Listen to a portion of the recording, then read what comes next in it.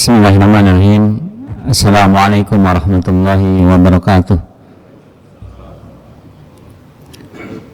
Innalhamdulillah nahmaduhu wa nasta'inuhu wa nastaghfiruh wa na'udzu bihi min shururi anfusina wa min sayyiati a'malina may yahdihillahu fala mudilla lahu wa may yudlil fala hadiya lahu. Asyhadu an la ilaha illallah wa asyhadu anna Muhammadan abduhu wa rasuluhu la nabiyya ba'dah. Hadirin sekalian, jamaah kuliah subuh Masjid Raya yang dirahmati Allah Subhanahu wa taala. Mari kita bersyukur kepada Allah atas segala limpahan nikmat dan karunia-Nya sehingga pada kesempatan pagi yang cerah badan kita juga sehat. Ini semua semata-mata nikmat dari Allah Subhanahu wa taala yang harus kita syukuri. Mari kita juga bersabar ya, karena sangat mungkin dalam kehidupan kita ada perkara-perkara yang tidak nyaman ya, ada ujian, entah itu sakit atau apa saja, dan wajib hukumnya bersabar juga dalam ketaatan kepada Allah. Kemudian juga bersabar dalam menghindari semua larangan dari Allah Subhanahu wa taala. Demikian juga salawat dan salam mudah-mudahan senantiasa limpahkan kepada baginda Rasul Nabi Muhammad sallallahu alaihi wasallam, pada keluarganya dan para sahabatnya. Semoga kita semua bisa mendapatkan syafaat darinya insyaallah. Hadirin sekalian, jamaah kuliah subuh yang dirahmati Allah Subhanahu wa taala. Keberadaan kita di sini, berkumpulnya kita di sini dalam sebuah jamaah, dalam sebuah majelis, semata-mata limpahan hidayah dari Allah Subhanahu wa taala. Bahkan sangat mungkin ada di antara jamaah sekalian mengawalinya dengan sepertiga malam terakhir ya, kemudian melaksanakan tahajud, berzikir, membaca Quran, berdoa, melangkahkan kakinya ke masjid, qobliyah subuh atau sholat sunnah fajar, kemudian melaksanakan sholat subuh berjamaah, sampai hadirnya kita di majelis ini semata-mata hidayah dari Allah Subhanahu wa taala, semata-mata karunia dari Allah Subhanahu wa taala. Nah, inilah yang dinamakan ar-ribat. Ar-ribat itu melaksanakan ketaatan yang satu kepada ketaatan yang lainnya, melaksanakan satu amal soleh yang satu kepada amal soleh yang lainnya, ar-ribat ya. Dan itu akan diberikan balasan, ditinggikan derajat oleh Allah Subhanahu wa taala dan dihapus dosa-dosa kita oleh Allah Subhanahu wa taala. Semoga ini menjadi jalan dengan bertambahnya umur kita, bertambahnya juga amal soleh kita. Karena itulah sejatinya sebaik-baik manusia itu adalah man tala umurhu wa suna amaluhu. Jadi yang sebaik-baik manusia itu yang panjang umurnya, kemudian juga banyak juga amalannya.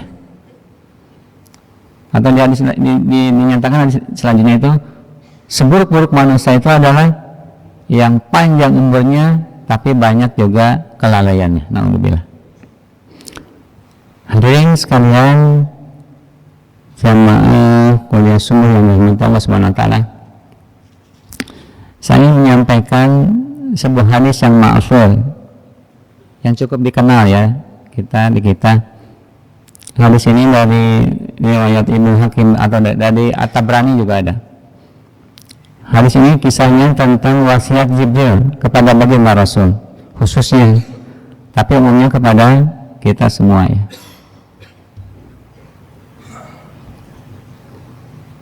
Dalam hadis ini menyatakan, atani Jibril ya Muhammad isma syi'ta fa innaka mayitun wa habib ma syi'ta fa innaka mufariquh wa amal ma syi'ta fa innaka majiyun bih fa'lam anna sarafal mu'minin min qiyamul layl wa izatu istajanahu anin nas. Hadis ini secara khusus memang kepada baginda Rasul ya, karena wasiat Jibril kepada baginda Rasul, tetapi umumnya kepada kita semua. Ya. Yang pertama wasiatnya itu isma syi'ta. Isma syi'ta fa innaka mayitun. Hiduplah sesukamu, tapi ketahuilah engkau akan mati. Ini sebuah peringatan ya, peringatan kepada kita semua, khususnya yang banyak kelalaiannya ya. Isma syi'ta, hiduplah sesukamu, tapi ketahuilah engkau akan mati. Dan kita bisa melihat mungkin satu kesempatan kita hadir takziah atau ziarah kubur, dan itu akan memberikan kesadaran bahwa lambat tapi pasti itu akan datang kepada kita. Kematian akan datang kepada kita, akan ada gilirannya. Umur kita akan ada limitnya, ada batasannya ya. Nggak ada yang hidup 100 tahun atau 100 tahun, 200 tahun. 100 tahun mungkin ada ya, tapi 200 tahun nggak ada, atau 1000 tahun nggak ada ya. Isma syi'ta, hiduplah sesukamu, tapi ketahuilah engkau akan mati.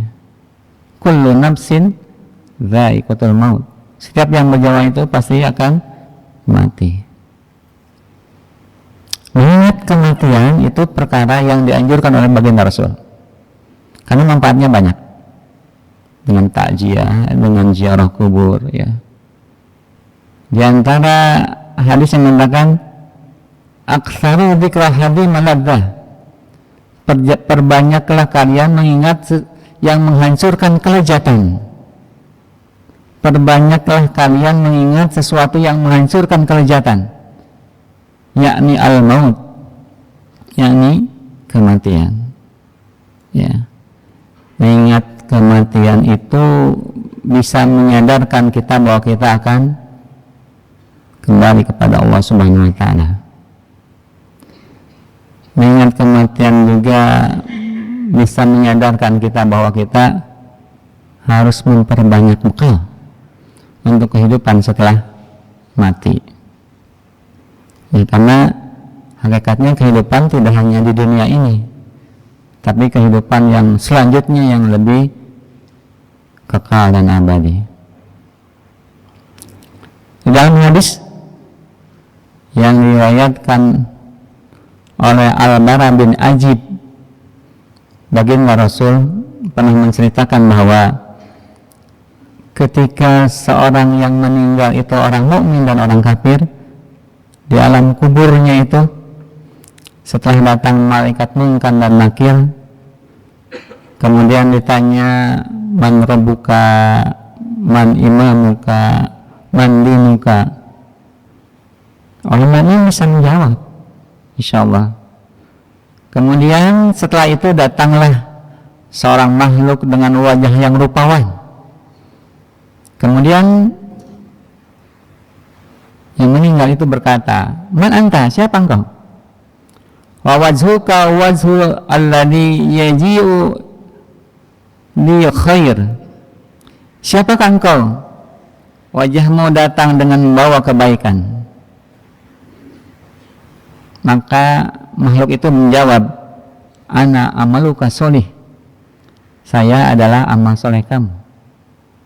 Dia akan menemani sampai datangnya hari kiamat, kemudian Allah akan menampakkan tempatnya di surga nanti insyaallah. Sebaliknya orang-orang kafir, orang-orang fasik, ketika masuk ke alam kubur, dia tidak bisa menjawab malaikat Munkar dan Nakir. Kemudian dia akan ditemani dengan makhluk yang sangat buruk, dianggap kenyataan seperti itu, yang sangat buruk dan menakutkan sebagai perwujudan amal keburukannya di dunia. Kemudian dia akan menemani sampai kiamat nanti dan diperlihatkan tempatnya di neraka. Naudzubillah. Ya, itu diantaranya hikmah ya, hikmah ketika kita banyak mengingat daripada kematian. Mengingat kematian juga bisa menjadikan kita menjadi pribadi yang lebih bersabar dalam musibah, atau bersabar dalam melaksanakan ketaatan, dan bersabar dalam menjauhi larangan dari Allah Subhanahu wa taala.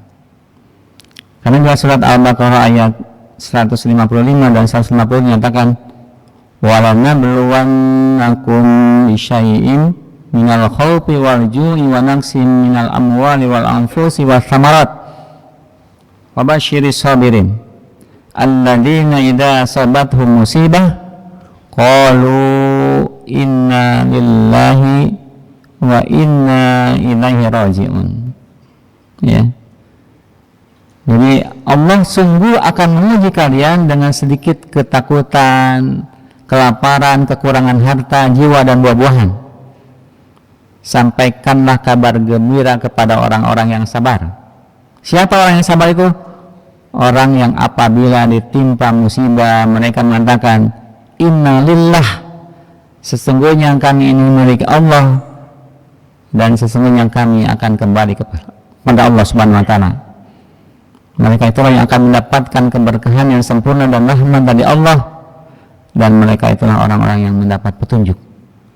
Jadi ada kata inna lillah wa inna ilaihi raji'un. Jadi kalimat ini tidak hanya diucapkan ketika mendengar berita yang meninggal, tapi ketika kita mendapatkan musibah.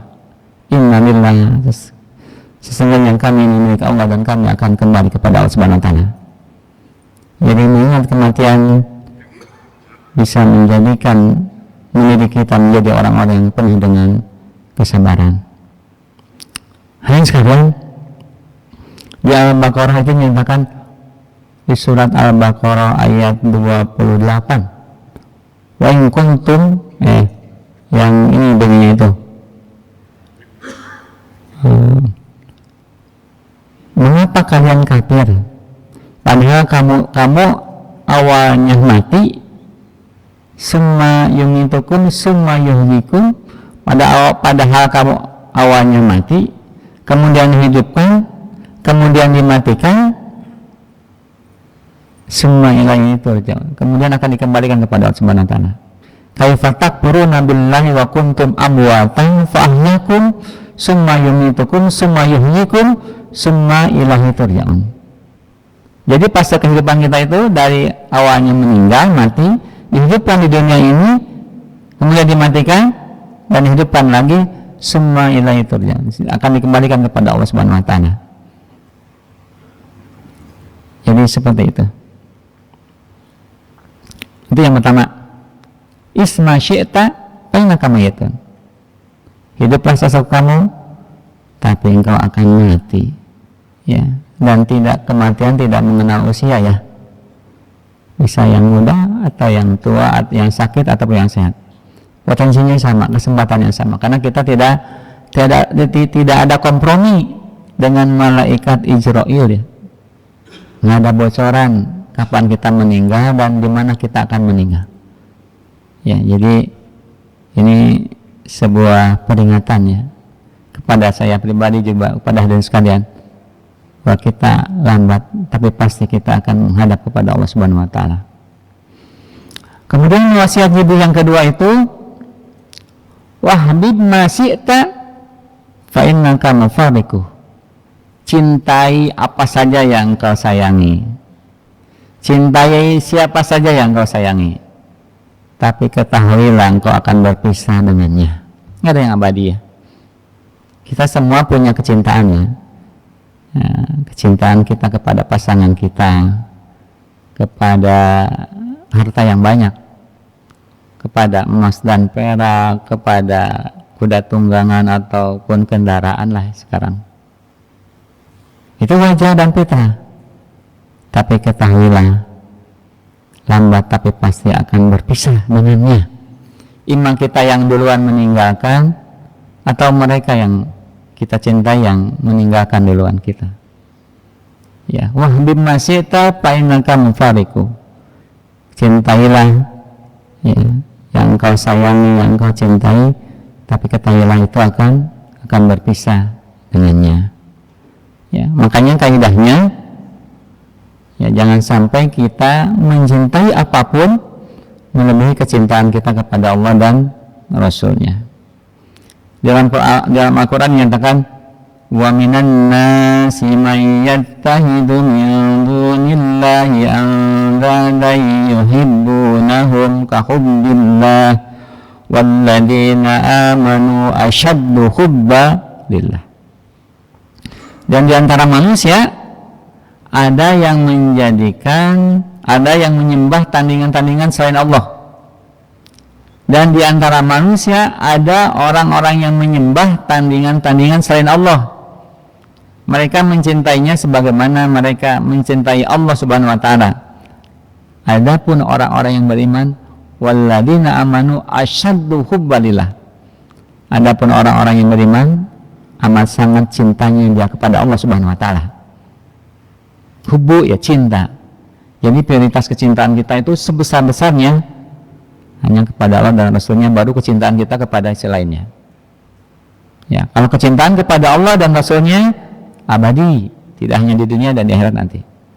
Tapi kalau kecintaan kita kepada makhluk ataupun benda-benda yang lain, mufarriquh, pada akhirnya akan berpisah dengan kita. Ya.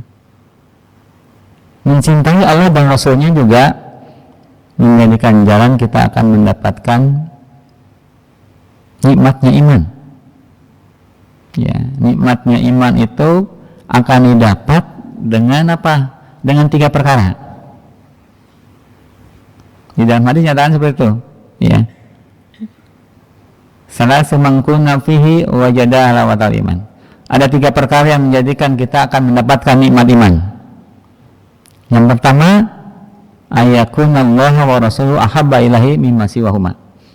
Ya, hendaklah dia mencintai Allah dan Rasulnya melebihi kecintaan dia kepada selain keduanya. Jadi mencintai Allah dan Rasulnya di atas segalanya. Wujudnya apa? Aplikasinya apa? Atau teknisnya seperti apa? Mendahulukan kepentingan Allah dan Rasulnya.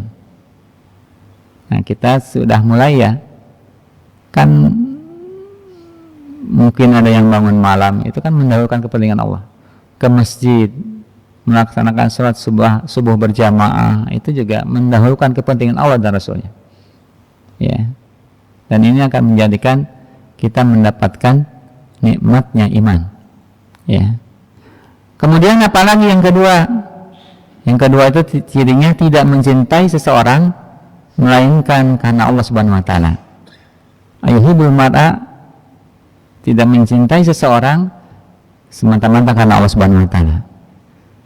Para sahabat itu mengungkapkan cintanya sesama sahabat yang lainnya, bukan cinta biologis ya, tapi cinta ukhuwah, cinta karena keimanan, cinta karena dasar karena Allah Subhanahu wa taala. Aku mencintai engkau karena Allah. Aku mencintai fulan karena Allah Subhanahu wa taala. Ya, itu juga bisa menjadikan jalan kita mendapatkan nikmat iman. Kemudian yang ketiga, orang yang membenci kekufuran setelah dia beriman seperti dia benci dilemparkannya ke neraka. Ya, membenci kemaksiatan, kekufuran sebagaimana kita benci ketika kita dilemparkan ke api neraka. Alhamdulillah. Ya. Itu baru 3 perkara yang akan mendapatkan nikmatnya iman. Maka dari itu, ya, cintailah apapun sewajarnya. Karena boleh jadi kan hari ini kita mencintai sesuatu, kedepannya menjadi sesuatu yang kita benci. Atau bencilah sewajarnya, ya. Karena boleh jadi hari ini kita membenci orang tersebut, tapi mungkin kedepannya menjadi orang yang kita sukai. Jangan berlebihan, ya. Termasuk mencintai harta kita. Ada hak daripada harta itu untuk orang-orang yang tidak mampu, untuk kerabat kita yang tidak mampu yang harus kita bantu, untuk fakir miskin, untuk yatim dan duafa, gitu ya.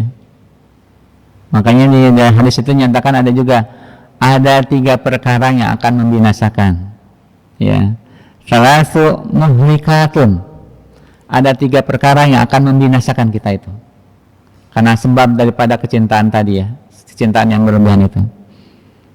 Yang pertama, pasuhun muto. Ya, 3 perkara yang membinasakan itu. Yang pertama adalah pasuhun muto, sifat kikir atau pelit yang diikutin. Muto, yang diikutin. Ya. Kenapa kikir ini? Karena dia akibat cinta kepada hartanya, kepada dunia yang berlebihan. Padahal kita tahu bahwa sedekah itu tidak akan mengurangi harta, zakat juga tidak akan mengurangi harta, akan bertambah. Zakat itu kan secara bahasa bermakna annamu, tumbuh. Ya, sedekah juga tidak akan mengurangi harta. Ya. Sebagaimana sabda Rasul, mana qasad shadaqatu minnal mal, ya. Jadi tidak akan berkurang harta karena sedekah. Bahkan setiap pagi ada 2 malaikat yang senantiasa berdoa kepada orang yang memberikan infak dan sedekah. Ya. Allahumma a'ti munfiqan khalafa. Ya Allah, berikanlah ganti kepada orang yang munfik, orang yang berinfak pada hari ini. Ya. Sementara kepada orang yang bakhil ada juga malaikat yang mendoakan, Allahumma a'ti mumsikan talafa. Ya Allah, berikanlah kehancuran, kebinasaan kepada orang yang bakhil di hari ini. Mumsikan talafa, ya. Ini bisa menjadi motivasi kita untuk berbagi kepada sesama. Dan di sisi lain kan ada UPJ, ya. Meskipun Bapak sekalian boleh saja membantu atau berbagi kepada saudaranya yang tidak mampu, ya. Kerabat kita yang mampu, silakan aja. Tapi kalau misalkan mustahiknya tidak ada di keluarga, lebih baik disalurkan di sebuah organisasi, di Basnas, di UPJ, atau di katakanlah di amil zakat yang lainnya, ya, amil zakat yang lainnya, sehingga bisa lebih bermanfaat. Kita itu di UPJ bisa, alhamdulillah, dari donasi bapak-bapak sekalian bisa menyelenggarakan berbagai macam program. Ada santunan yatim duafa, biaya pendidikannya, ada yang bantuin kontrakan duafa, ya. Bantuin bayar kontrakan gitu, ya. Ada juga bisa sedekah air yang setiap Selasa, Rabu, dan Sabtu. Ada juga yang membantu saum Senin Kemis, ya. Jadi lebih banyak kalau misalkan itu dikumpulkan dalam sebuah wadah yang amanah, insya Allah. Ya, ini ya mudah-mudahan bisa motivasi kepada kita semua, ya, untuk bisa berbagi kepada saudara-saudara kita yang memerlukan.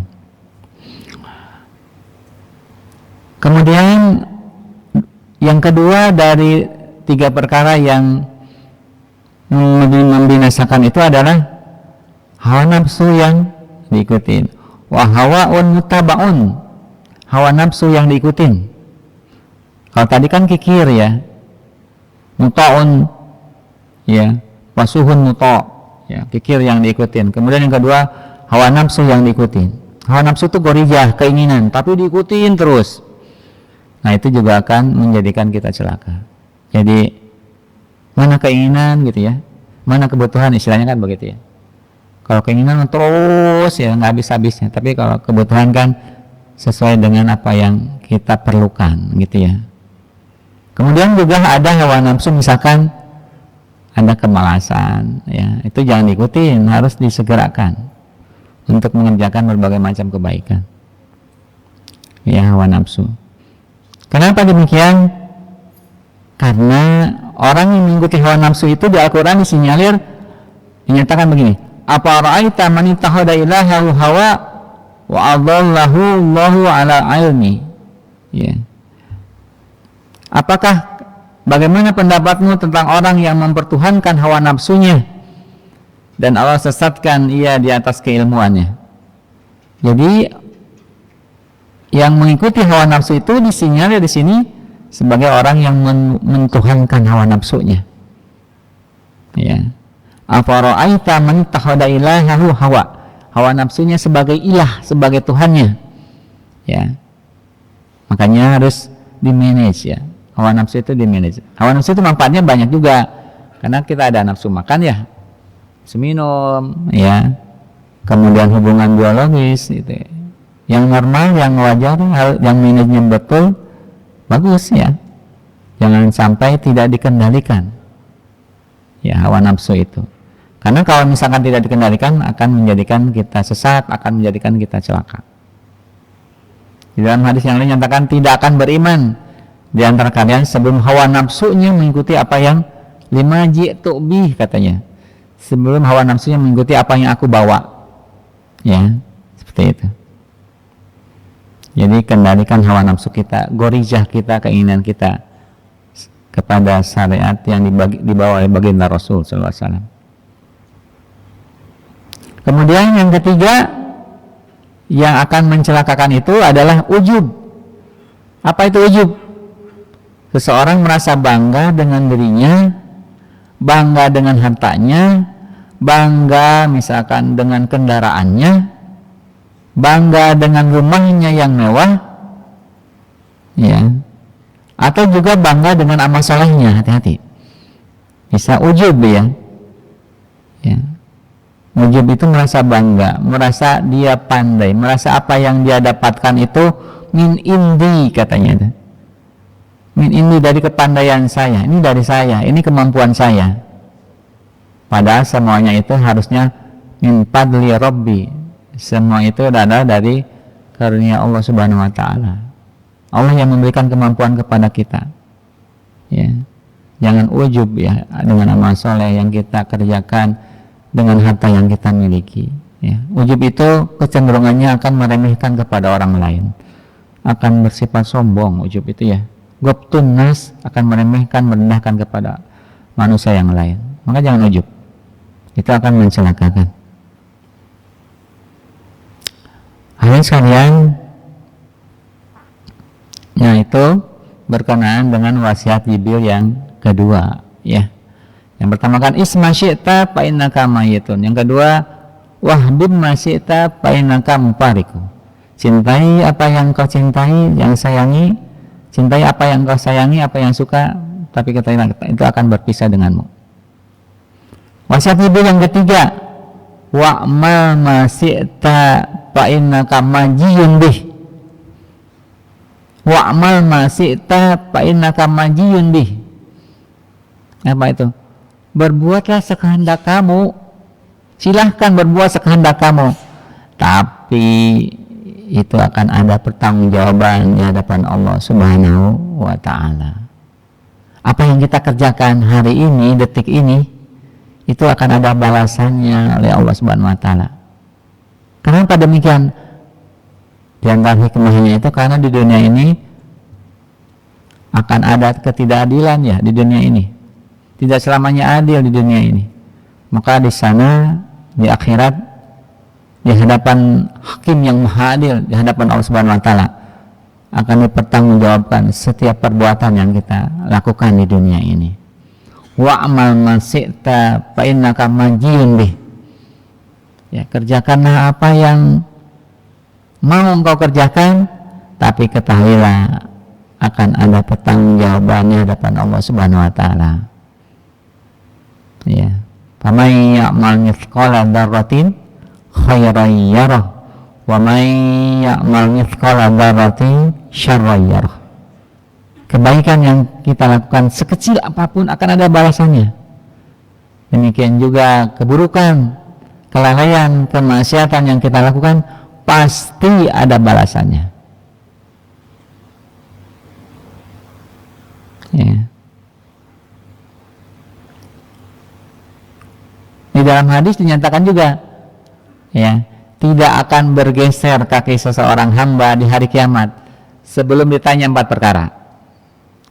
An umrihi, umurnya untuk apa dia gunakan, ya, untuk kebaikan, untuk kelalaian, banyaknya kebaikan, banyak kelalaian, termasuk di sini masa mudanya. Masa muda yang kuat itu untuk apa engkau pergunakan.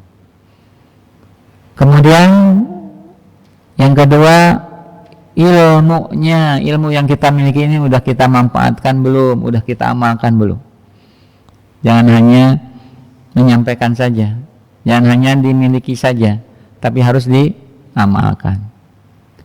Kemudian hartanya dari mana engkau dapatkan dan untuk apa engkau manfaatkan, distribusikan, itu akan ditanya oleh Allah, akan dipertanggungjawabkan di hadapan Allah. Harta yang halal, apakah yang haram, ya akan ditanya oleh Allah Subhanahu wa taala. Dari mana dan untuk apa? Dan yang keempat, jasad kita dipergunakan untuk apa? Mata kita akan ditanya oleh Allah Subhanahu wa taala buat scroll HP. Ini berat ya, sekarang tantangannya berat. Ada orang sudah kecanduan scroll terus ya di TikTok, di IG ya. Habisin waktu berjam-jam. Ini menjadi ya peringatan lah gitu ya. Ya boleh, itu boleh, scroll HP itu boleh, tapi pastikan yang bermanfaat. Ya mata kita itu akan dipertanggungjawabkan oleh Allah. Lisan kita dipakai untuk mengajak kebaikan, berbohong, atau apa? Akan dipertanggungjawabkan oleh Allah di hadapan Allah. Telinga kita, tangan kita dan kaki kita, jasad kita akan dimintai pertanggungjawaban oleh Allah Subhanahu wa taala. Saya menasihati diri sendiri ya, juga jamaah sekalian, karena kita memang tidak lepas dari kelalaian ya gitu ya. Mudah-mudahan kita akan lebih berhati-hati lagi ya dalam menggunakan jasad kita, fisik kita. Jangan sampai banyak digunakan untuk mengerjakan berbagai macam kelalaian. Karena itu akan dimintai pertanggungjawaban oleh Allah Subhanahu wa taala. Makanya di para ahli hadis itu mengomentari hadis arba'in ya. Ada 4 hadis arba'in yang menjadi pokok daripada akhlak agar kita berhati-hati. Ya, agar kita berhati-hati dalam menggunakan jasad kita. Di antara hadis arba'in itu adalah man kana yu'minu billahi wal yawmil akhir falyakul khairan aw liyasmut. Barang siapa yang beriman kepada Allah dan hari akhir, falyakul khairan aw liyasmut. Maka bicaralah yang baik atau enggak, diam aja. Sekarang ini ya share. Jadi yang di-share itu kita pastikan yang baik aja. Jangan hanya yang lucu-lucu ya. Yang lucu-lucu juga kalau nggak ada manfaatnya nggak usah ya. Karena tangan kita akan dimintai perjawaban oleh Allah Subhanahu wa taala. Lisan ya falyakul khairan aw liyasmut. Bicaralah yang baik, kalau nggak diam aja. Ada juga hadis min husni islamil mar'i tarku malayani. Di antara kebaikan, di antara tanda kebaikan Islam seseorang itu adalah meninggalkan perkara-perkara yang tidak ada manfaat baginya. Ya. Meninggalkan perkara yang tidak ada manfaat baginya. Nongkrong-nongkrong di kafe kalau nggak ada manfaatnya ngapain? Ngabisin umur, waktu, uang gitu ya, apalagi ya. Ya. Pastikan kita hadir di majelis, di perkumpulan yang ada manfaatnya. Ya, mengingatkan kepada kebaikan. Ya, karena akan dimintai pertanggungjawaban oleh Allah Subhanahu wa taala. Dan ini sebagai indikasi daripada baiknya Islam seseorang. Min husni islamil mar'i tarkuhu malayani. Di antara tanda kebaikan Islam seseorang itu adalah meninggalkan perkara-perkara yang tidak ada manfaatnya. Kemudian hadis yang lain ya, ada hadis yang menyatakan seorang sahabat bertanya kepada baginda Rasul, ya Rasulullah, berilah aku nasihat. Kemudian baginda Rasul menyatakan, la taqlab walakal jannah. Jangan kau marah bagimu surga. Ya, ini harus hati-hati juga, karena marah itu ya harus dikendalikan ya. Ya. Baginda Rasul marah ketika syariat Islam, agama Islam hina. Itu marah yang benar. Ya. Tapi kita juga boleh marah ketika keluarga atau misalkan harga diri kita gitu ya. difitnah, itu juga boleh marah, nggak apa-apa. Tapi yang sewajarnya, jangan berlebihan. Ya, seperti itu. La takdob wala kaljana. Jangan marah, maka bagimu surga. Kemudian hadis yang keempat, ya di hadis arba'in itu ada hadis mengatakan man kana yu'minu billahi wal yawmil akhir, ya. Jadi seorang mukmin itu menginginkan untuk saudaranya apa yang diinginkan untuk dirinya. Ya. Apa hadisnya Syarupati yang yuhibbu li ahihi ma yuhibbu li nafsi gitu. Yang ada teksnya seperti itu. Yuhibbu li ahihi ma yuhibbu li nafsi. Mencintai saudaranya sebagaimana dia mencintai dirinya sendiri. Jadi tidak akan dolim gitu kepada orang lain. Karena diri kita juga tidak suka diperlakukan seperti itu. Jadi tidak berbuat dolim kepada orang lain, sebagaimana diri kita tidak suka diperlakukan seperti itu. Kemudian wasiat Jibril yang keempat. Tadi yang tiga kan, wa'mal masita painaka majiyun bi. Ya, berbuatlah sehendakmu, tapi kau akan dimintai pertanggungjawaban oleh Allah Subhanahu wa taala. Kemudian yang keempat itu Fa'lam, ketahuilah anna syarafal mu'min, ketahuilah sesungguhnya kemuliaan seorang mukmin itu diantaranya adalah min qiyamul lail, ya, diantaranya dengan melaksanakan qiyamul lail, ya. Qiyamul lail itu bangun di malam hari, tidak semata-mata buat ke belakang, ya, buat pipis misalkan, ya, ataupun yang lainnya, tapi bangun di malam hari untuk melakukan berbagai macam ketaatan kepada Allah. Bisa dengan sholat, bisa dengan zikir, bisa dengan berdoa, bisa dengan tilawah Quran. Prinsipnya bangun, kemudian sholat dan melaksanakan berbagai macam aktivitas ibadah, qiyamul lail. Ya, dan itu menjadi indikator kemuliaan seorang mukmin. Bahkan hadis nyatakan, hendaklah kalian melaksanakan qiyamul lail, karena qiyamul lail itu adalah kebiasaan orang-orang soleh sebelum kalian. Sesungguhnya qiyamul lail itu mendekatkan diri kepada Allah, mencegah dari perbuatan dosa, dan menghapus kesalahan-kesalahan, dan mengusir penyakit dari tubuh. Ini hadis nih Pak, meskipun perlu tafsiran lebih lanjut tentang mengusir penyakit dari tubuh, ya, tapi baginda Rasul yang qiyamul lailnya terus menerus juga kan sakitnya jarang, ya, gitu ya. Jadi orang yang suka qiyamul lail itu diantaranya akan lebih sehat gitu ya, kalau lihat tekstual dari hadis ini. Jadi qiyamul lail itu kebiasaan orang-orang soleh, kemudian akan lebih mendekatkan diri kepada Allah, akan mencegah dari perbuatan dosa, dan menghapus kesalahan-kesalahan, serta mengusir penyakit dari tubuh, ya. Kenapa demikian mendekatkan diri kepada Allah? Karena di saat orang lain tidur, ya, di saat orang lain terlelap, dia bangun dengan ikhlas karena Allah Subhanahu wa taala. Dia beribadah dan munajat kepada Allah Subhanahu wa taala. Ini hamba Allah pilihan, ya. Ciri daripada orang-orang saleh itu adalah tahajud atau qiyamul lail, ya. Di samping juga akan menghapus kesalahan, ya, menjauhkan dari perbuatan dosa.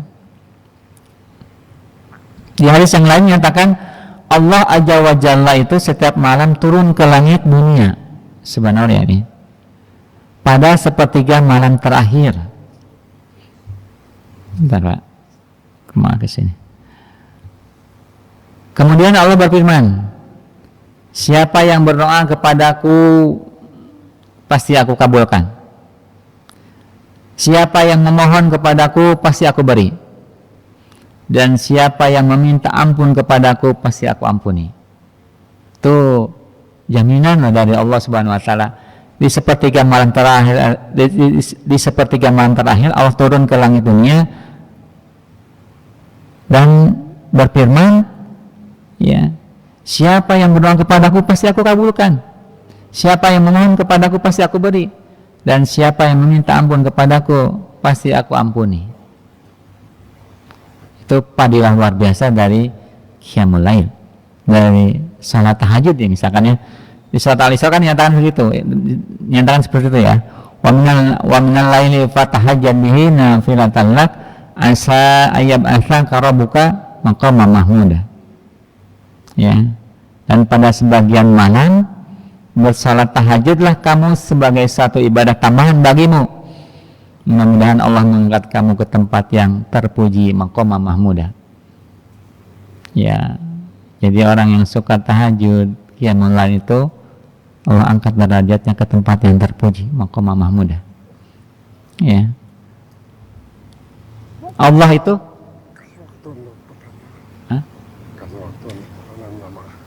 Iya. Allah itu merahmati seseorang istri atau seorang suami, ya. Allah merahmati seorang istri atau seorang suami yang membangunkan istrinya untuk sama-sama tahajud. Seorang suami yang bangun duluan, bangun istrinya. Kalau istrinya belum bangun, susah bangunnya Pak, dicepretin dengan air. Asal jangan segelas ya, gelagapan ya, segelas. Demikian juga Allah merahmati seorang istri yang membangunkan suaminya. Kalau syukur-syukur mudah bangunnya, bangun tahajud. Kalau susah bangunnya, buyur pakai air ya. Sehingga bangunlah gitu, intinya bangun. Ada merahmati. Senang Allah kepada suami dan istri yang bekerja sama dalam kebaikan. Ya. Kemudian yang terakhir dari wasiat Jibril itu adalah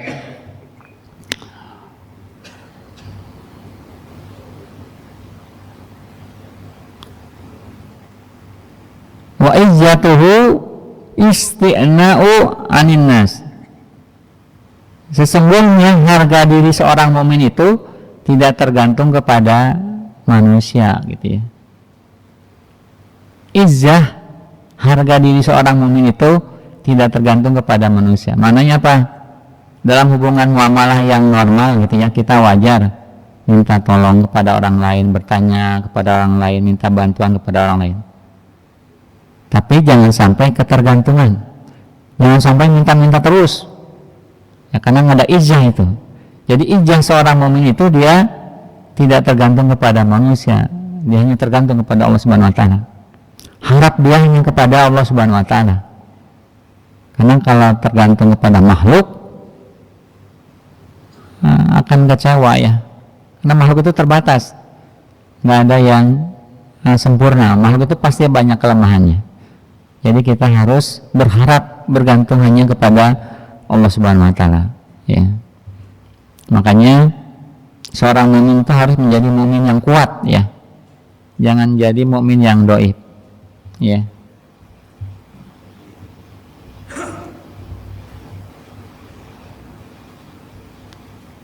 Harus jadi mukmin yang kuat. Al-mu'minun qaumi khairun wa ahabu ilallah minal mu'minin dhaif wa fi kulli khair. Mukmin yang kuat itu lebih dicintai, lebih baik dan lebih dicintai oleh Allah dibanding mukmin yang lemah, dhaif. Wa fi kulli khair, tapi keduanya ada kebaikannya. Ya. Wa fi kulli khair, keduanya ada kebaikannya. Ihris ma yanfa'uka, bersungguh-sungguhlah terhadap perbuatan yang bermanfaat buat engkau. Ihris ma yanfa'uka, bersungguh-sungguh, ya. Wasta'in billah, kemudian minta tolonglah kepada Allah Subhanahu wa taala. Ya, udah bersungguh-sungguh minta tolong kepada Allah. Wala ta'jaz, di dalam hadis nyatakan begitu. Wala ta'jaz, jangan lemah, jangan malas. Ya. Jadi untuk mencapai mukmin yang kuat itu diantaranya gitu ya. bersungguh-sungguh untuk mengerjakan sesuatu yang bermanfaat, wasta'in billah, meminta tolong kepada Allah, wala ta'jaz, jangan kalian malas gitu ya. Jangan kalian malas. Karena nggak ada sejarahnya orang yang malas itu berhasil, nggak ada. Nggak ada sejarahnya orang yang malas itu bahagia, nggak ada. Di dunia maupun di akhirat nanti. Wala ta'jaz, maka jangan malas ya. Sehingga nanti insya Allah kita menjadi mukmin yang kuat, yang khair wa habu ilallah, yang baik dan dicintai oleh Allah. Minal mu'min do'ib, daripada mukmin yang do'ib. Tapi tapi pada keduanya ada kebaikan. Maka di surat Al-Insyirah nyatakan fa'idha faragta fansab wa ila rabbika farghab. Jadi apabila sudah mengerjakan suatu perkara, suatu perbuatan, maka beralihlah kepada perbuatan yang lainnya dan berharaplah hanya kepada Allah Subhanahu wa taala.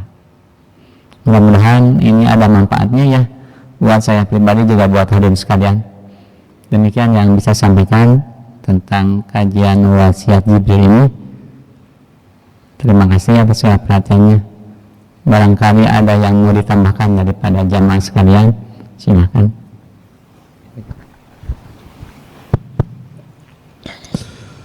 Alhamdulillah. Demikian paparan yang disampaikan oleh guru kita, mudah-mudahan bermanfaat buat kita untuk lebih semangat lagi kita sabar dalam taat kita kepada Allah Subhanahu wa taala. Jemaah rahmatullah, mungkin dari paparan tadi ada yang bertanyakan pada Ki Nazar, maka Pak, Ibu ada yang tanyakan?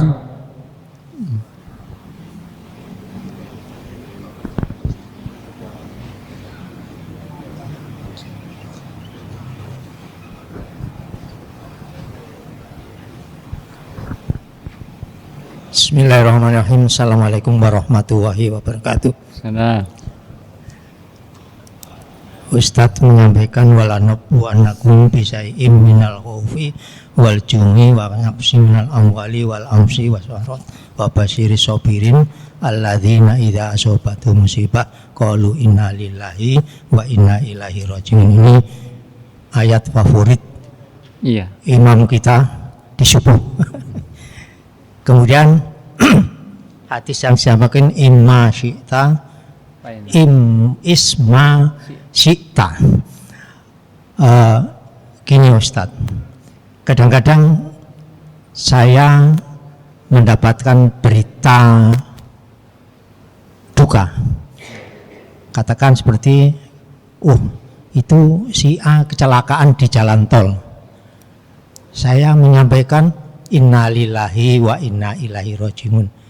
Tapi kadang-kadang terus dijawab, enggak meninggal gitu loh. Enggak meninggal. Nah, ini jawaban saya gimana? Kemudian yang kedua, ini terakhir di TV itu Direktur ASDP kan mendapat hak prerogatif presiden. Itu. Ini saya menyampaikan innalillahi karena hakimnya lalai, atau kebahagiaan si direktur, atau sebaliknya. Nah, ini saya menyampaikan innalillahi atau alhamdulillah gitu. Terima kasih Ustadz. Assalamualaikum warahmatullahi wabarakatuh. Baik, Bapak sekalian, kalau kita melihat di masyarakat seperti itu ya, pemahaman kita di masyarakat, kalimat inna lillah wa inna ilaihi raji'un itu hanya sebatas ketika mendapat berita duka cita yang sifatnya meninggal gitu. Sementara dalam kaitannya dengan musibah, dengan perkara-perkara yang membuat kita tidak nyaman, itu belum. Banyak suka mengatakan astagfirullahaladzim gitu ya. Padahal yang betul tadi sebagaimana dinyatakan oleh Allah dalam Quran surat Al-Baqarah ayat 155 dan sampai 157 ya. Qalu inna lillahi wa inna ilaihi raji'un. Nah, ini harus kita sampaikan kepada teman-teman kita, kerabat kita ya. Kalau misalkan ada musibah apapun ya, kita harus ucapkan sesungguhnya kita ini milik Allah dan sesungguhnya kita akan kembali kepada Allah Subhanahu wa taala. Ya. jadi harus disampaikan lah sebagaimana yang dinyatakan oleh di surat Al-Baqarah ayat 155 sampai 157. Kemudian berkenaan dengan hakim yang dinyatakan tidak bersalah ya, ya hanya Allah yang tahu ya, karena di dunia itu seperti tadi sampaikan bisa jadi ada ketidakadilan ya, karena kan keputusannya itu ada dasarnya pasti ya, ada kepentingannya. Kalau murni mungkin ada keputusan yang lain. Tapi kalau ada kepentingan yang lain, entah itu kepentingan pribadinya, kepentingan politik, kepentingan organisasinya, pasti akan ada keputusan yang berbeda ya, dengan kasus yang sebenarnya seperti itu. Tapi yang jelas dia boleh luput di dunia ini. Apapun boleh luput di dunia ini, ketidakadilan bisa aja di dunia ini. Tapi di hadapan qadhi, di hadapan hakim yang maha agung Allah Subhanahu wa taala, tidak akan ada yang luput. Semua nikmat yang kita miliki bahkan akan dimintai pertanggungjawabannya oleh Allah Subhanahu wa taala. Tsumma latus'alunna yauma idzin 'anil na'im. Akan ditanya semua nikmat Allah yang diberikan kepada kita. Apalagi ini perkara kezaliman. Perkara kezaliman kepada orang lain, kepada masyarakat, pasti akan dipertanggungjawabkan di hadapan Allah Subhanahu wa taala. Ini harus hati-hati ya, apalagi yang menyangkut hakul adami. Yang menyangkut hakul adami itu harus hati-hati. Misalkan ucapan kita pernah mendolimi orang lain, atau harta orang lain ada yang kita ambil, ya harus kita selesaikan di dunia ini, jangan sampai dibawa di akhirat nanti. Jangan sampai kita menjadi orang yang bangkrut. Ya bangkrut ya. Bangkrut itu maknanya di sana bukan semata-mata pailit gitu ya. Nggak ada untungnya. Tapi bangkrut di sana adalah di akhirat nanti kita membawa banyak kebaikan, tapi kebaikannya itu dipakai untuk membayar kezaliman yang dilaksanakan kepada orang lain, sehingga kebaikan kita habis, sementara kezalimannya masih banyak. Bangkrut, nggak ada yang bisa dipakai untuk membayar gitu ya. Alhamdulillah. Jadi itu mungkin Pak. Kasih Pak. Mungkin ada lagi Bapak, Ibu, ada lagi?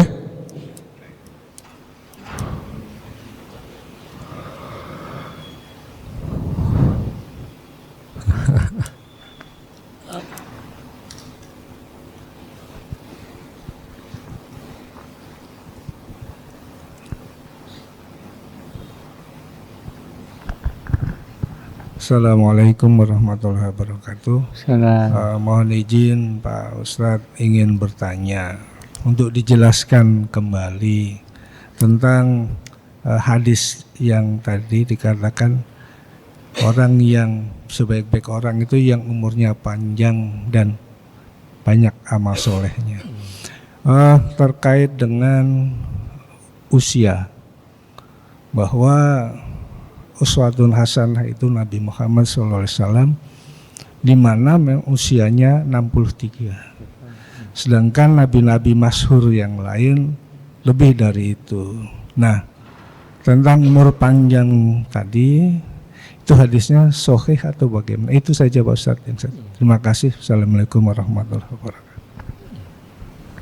Baik, terima kasih Pak Ji. Jadi umur umat ini dalam hal ini nyatakan baina sitin wa sab'in. Rata-rata usia umat kita itu, umat Rasulullah, rata-rata usia kita itu baina sitin wa sab'in, antara 60 dan 70. Meskipun ada yang lebih dari itu, maka bonusnya banyak. Ya. Baginda Rasul usianya 63, kemudian beliau wafat. Ya. Akan tetapi teman-teman sekalian, di antara kelebihan daripada umat baginda Rasul, umat kita sekarang ini ya, meskipun meskipun usianya pendek-pendek dibanding dengan umat-umat yang lalu, yang katakanlah ada yang 700 tahun, Tapi Allah itu memberikan beberapa amalan yang sifatnya keutamanya luar biasa. Ya. Seperti misalkan malam Lailatul Qadar ya. Kan khairum min alfi syahr. Lebih baik daripada 1000 bulan. Jadi pahalanya luar biasa. Dan banyak juga keterangan hadis yang mengatakan bahwa padilah amal-amal tertentu itu memiliki pahala yang luar biasa. Misalkan salat sunnah fajar qobliyah subuh lebih baik daripada dunia dan isinya. Itu luar biasa manfaatnya. Jadi meskipun umat baginda Rasul ini pendek-pendek tapi memiliki pahala yang banyak. Kemudian berkenaan dengan man tala umruhu wa hasuna amaluhu. Itu hadisnya sahih insyaallah ya. Jadi sebaik-baik manusia itu yang umurnya panjang, kan kita semua ingin umur panjang ya. Tapi baik pula amalnya, banyak pula amalannya. Ya, jadi minta kepada Allah seperti itu ya. Karena kalaupun nanti umur panjang tapi misalkan pikun ya, pikun bukan percuma ya, tapi semua penuh keterbatasan ya. Meskipun Allah memberikan rukhsah, baginda Rasul memberikan rukhsah kepada orang yang pikun itu ya, karena kan dia tidak tahu gitu ya, atau lupa, atau akalnya tidak sempurna lagi ya. Maka kita mohon kepada Allah agar umur kita panjang tapi panjang juga amal solehnya gitu ya, panjang juga amal solehnya, banyak juga amal solehnya ya, sehingga betul-betul waktu kita itu dimanfaatkan, diisi dengan berbagai macam kebajikan amal solehnya ya. Karena di dalam hadis juga ada kisah, ada dua orang sahabat ya, dua orang bersaudara meninggal, salah satu saudaranya meninggal duluan. Kemudian 40 hari berikutnya baru saudara yang lain meninggal. Ada seorang sahabat yang memimpikan, kenapa yang meninggal belakangan masuk surga duluan. Ini hadisnya saya bisa di googling ya. Kenapa? Kata baginda Rasul, kenapa engkau heran? Bukankah selama 40 hari ke depan orang tersebut melakukan berbagai macam kebaikan? Atau kalau ketemu dengan Ramadan, dia mengerjakan ibadah di bulan Ramadan yang pahalanya luar biasa, ataupun mengerjakan ibadah sholat, bersedekah dan segala macam, itu kan pahalanya luar biasa, dan itu amalan dia. Jadi itu salah satu bukti balasan ketika umurnya lebih panjang dan diisi dengan kebaikan, itu akan mendapatkan pahala yang lebih banyak ya, tabungan pahalanya lebih banyak gitu ya, tabungan pahalanya lebih banyak dibanding dengan katakanlah orang yang berumur pendek ya, berumur pendek seperti itu. Dan mudah-mudahan kita diberikan oleh Allah umur panjang tapi dalam kebaikan dan amal soleh. Itu mungkin Pak Ji. Jadi satu lagi ada Bapak Ibu, mungkin ada yang ditanyakan? Baik, mungkin udah cukup apa ya? Alhamdulillah, syukurillah. Kajian kita pada pagi ini cukup panjang lebar yang disampaikan oleh kita. Mudah-mudahan dapat manfaat buat kita untuk sama-sama kita lebih giat lagi untuk beribadah kepada Allah Subhanahu wa Ta'ala. Mari sama-sama kita akhiri taklim kita pada pagi ini dengan sama-sama kita membaca dari kembali majlis. Subhanakallahumma wa bihamdika asyhadu an la ilaha illa anta astaghfiruka wa atubu ilaik. Alhamdulillah, terima kasih. Assalamualaikum warahmatullahi wabarakatuh.